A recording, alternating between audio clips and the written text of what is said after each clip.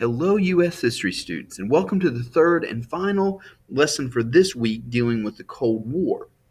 So far, in the first two lessons, we've talked about the division that's existing in the world between the two superpowers, the U.S., which kind of represents the democratic and capitalist countries of the world, and the Soviet Union, which represents the communist countries of the world. And we've talked about some key terms like containment and Marshall Plan and Truman Doctrine and things like that. What we're going to look at in this presentation is the Cold War starting to heat up.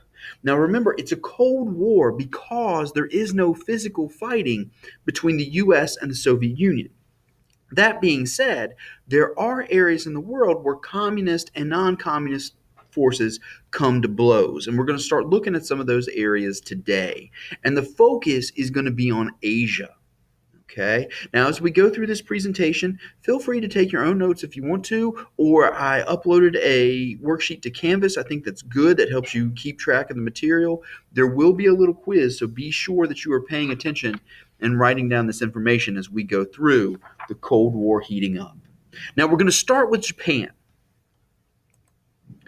At the end of World War II, remember, the United States, in order to force Japan to surrender to prevent more loss of life for both us and the Japanese, we had dropped atomic bombs on Hiroshima and Nagasaki. Of course, Japan will surrender.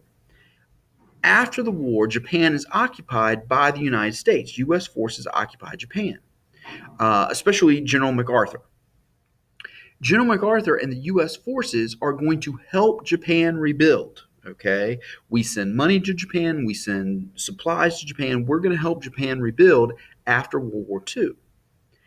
It should come as no surprise, because we help them out and we help them create a constitution and things like that, that they adopt a democratic form of government.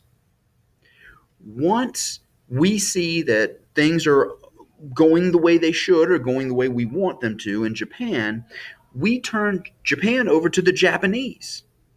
They quickly resume their own self-government, and they become a strong ally of the United States. Okay, because of the amount of aid and the amount of time that we put in Japan, Japan will become one of our allies. This is going to help us with our containment policy. Japan doesn't become communist. It stays democratic. It becomes one of our allies. The same cannot be said for China.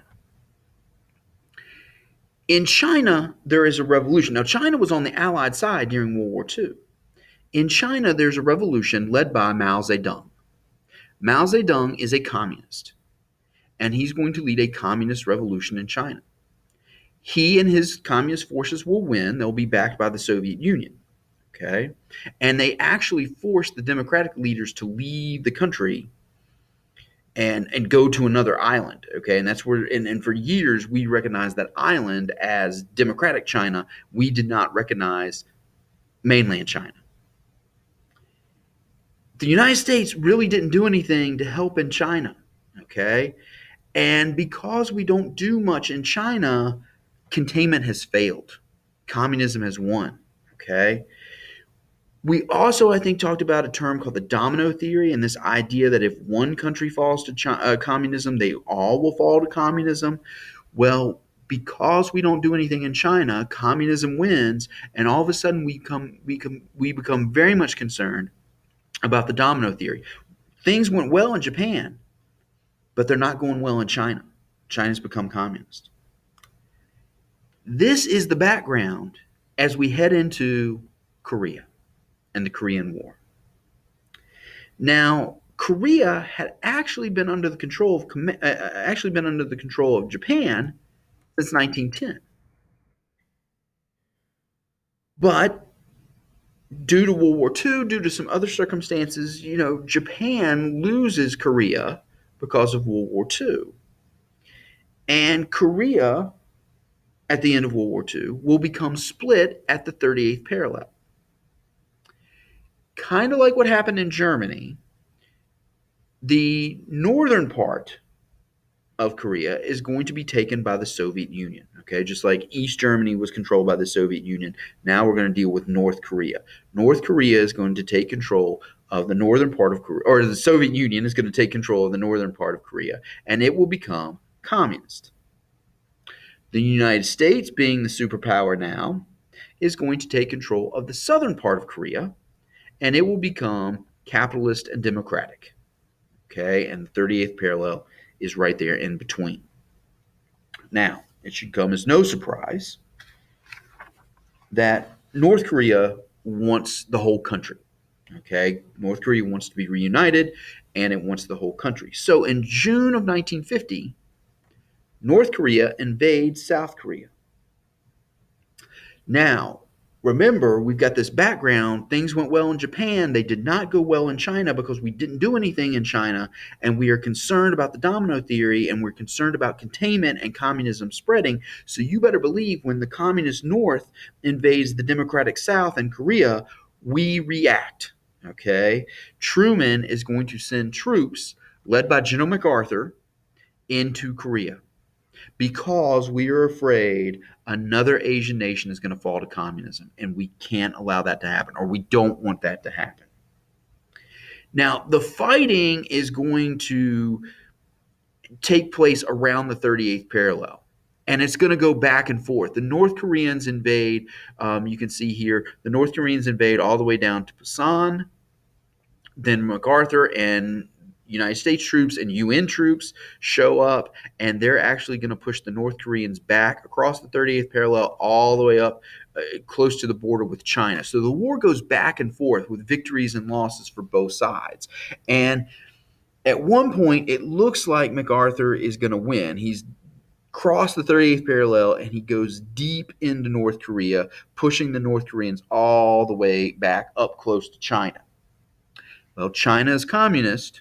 China wants to back North Korea.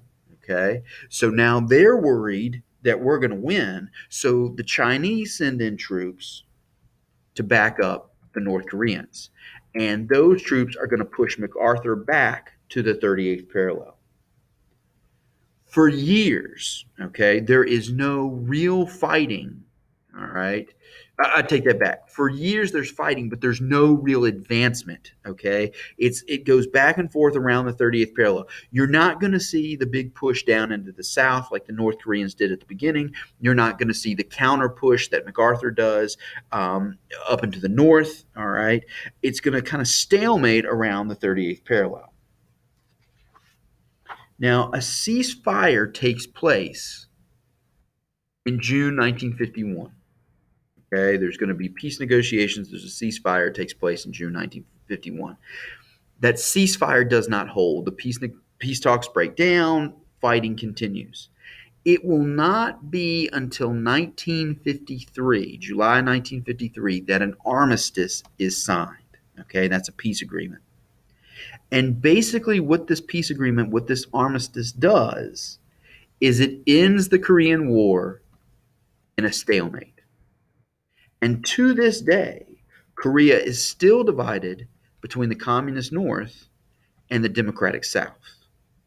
Now, we are going to claim this as a victory because we contain communism to the North, even though we would have liked to have had the whole country, okay? And maybe had a situation like what happened in Japan will help Korea rebuild, and then Korea will become democratic and become one of our allies. We will take this as a victory because we contain communism in the North. It doesn't come south, okay? Now, Korea is often referred to as the Forgotten War. And the question that a lot of people ask is, why do we get involved in the Korean conflict in the first place? Well, it is because of our policy of containment. We want to stop communism from spreading. We had success in Japan. We did not have success in China, and we are worried about that. So we want to stop the spread of communism. That's why we get involved in Korea. Now, I know this isn't part of your notes. You might want to jot these down, okay? But real quick, here is the key events to the Korean conflict in 3 easy steps. Number 1, North Korea invades South Korea. That's when we're going to get involved because we don't want communism coming down to the South.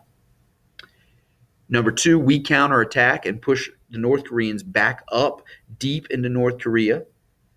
That threatens the Chinese. The Chinese are going to send in forces to aid North Korea. They're going to push back against us. We're going to end up around the 38th parallel. The fighting is going to go back and forth there, and eventually the war will end in a stalemate. And to this day, Korea is divided. with communism in the North and democracy and capitalism in the South. Real quickly, those are kind of the big events here as the war is starting to kick up. Again, in these conflicts, you never see us square off against the Soviet Union, okay? We're still maintaining this definition of a Cold War. Yes, we get involved. Yes, we fight communist forces, but we never fight Soviet communist forces, okay? So this is still technically a Cold War between us and the Soviet Union. Next week, where we're headed, we're going to talk about events in Vietnam. We're going to talk about events in Cuba and talk more about this Cold War heating up. Keep in mind, the Cold War is going to last from 1945, the end of World War II, all the way up until 1989, 1990. Okay, when the Soviet Union collapses. So we've got a lot to cover between now and then.